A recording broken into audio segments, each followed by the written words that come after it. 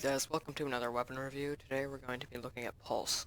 So I'm only going to be doing the recoil for the UMP45 because the shotgun obviously doesn't really have recoil. So let's do that quickly. Yes, as you see it curves to the right. I'll try once more. Sorry, there's not a lot of space on this wall. Okay, so a fairly sharp turn to the right after like about 10 bullets. So now I'm going to try compensating for it, see what I can do. That's a fairly tight gripping. Let me try again here. Okay, that's extremely tight, especially for 30 bullets all right there. So it's a very accurate gun. So let's go and look at the damages for both of these. Hey guys, we're over here at the loadout looking at the damages for the UMP45 and the M1014 shotgun. So for the UMP, it has 38 damage, but I have a suppressor on, so it says 32 here. But it has 38 damage for a 1 armored target, 34 damage for a 2 armored target, and 30 damage for a 3 armored target. However, the problem it runs into is the 600 fire rate. It's pretty low compared to other weapons in the game. Definitely for SMGs, which tend to shoot faster. So it's going to have a fairly low damage per second. Well, not the lowest, but not super high by any means. Especially when you run the suppressor like I do. So for the M1014 shotgun, there's not really a damage for it. I mean, it just doesn't really work. Like, I don't know how you calculate the damage for it.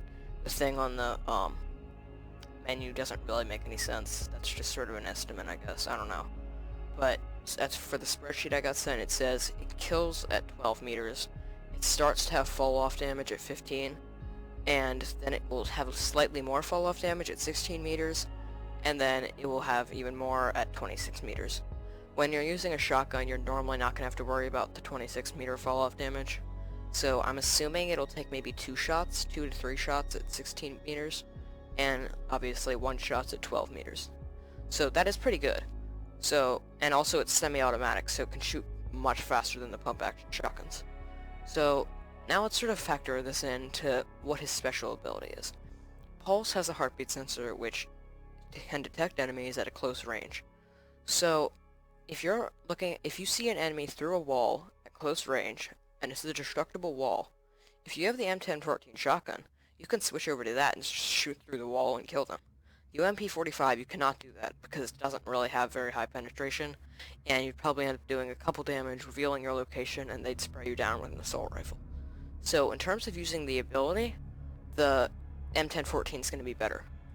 However, you can still use the heartbeat sensor to find the general area of an enemy, and then you can sort of sneak up behind them, and because it's a very stable weapon, doesn't have much recoil at all as we saw, you can get those headshots, so the extra damage of the M1014 might not matter all that much.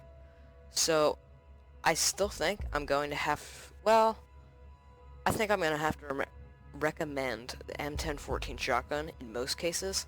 However, for a few maps, I think the UMP45 might be better for the larger maps because of the extra range it has. So the main one that I'm sort of thinking of now is maybe Plane, because it has those sort of long hallways. The shotgun might not be quite as good, but and you'd have to sort of try to sneak closer to the enemy, and they might hear you in that time and kill you. But with the UMP45, you can just get a couple headshots and they're dead. So I'm going to have to overall recommend this, as I said, but I think in a few cases the UMP45 is better. Now, for attachments.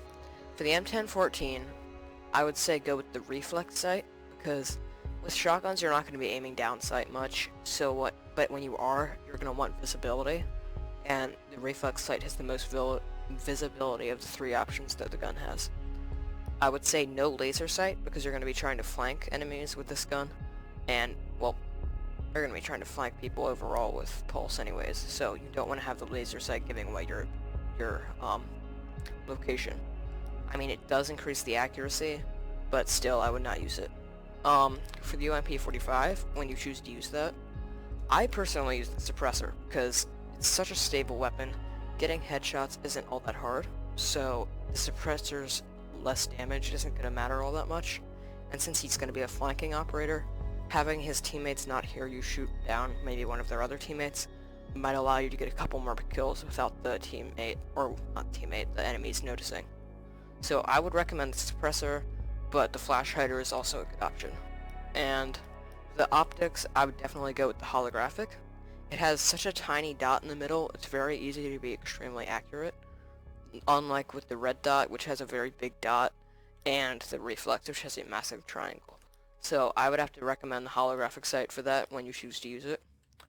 So, yep, that about oh my gosh, I have problems.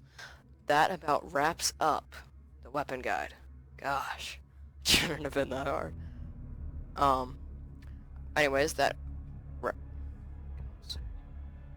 Anyways, that wraps up the weapon guide for today, and I hope you enjoyed, and peace.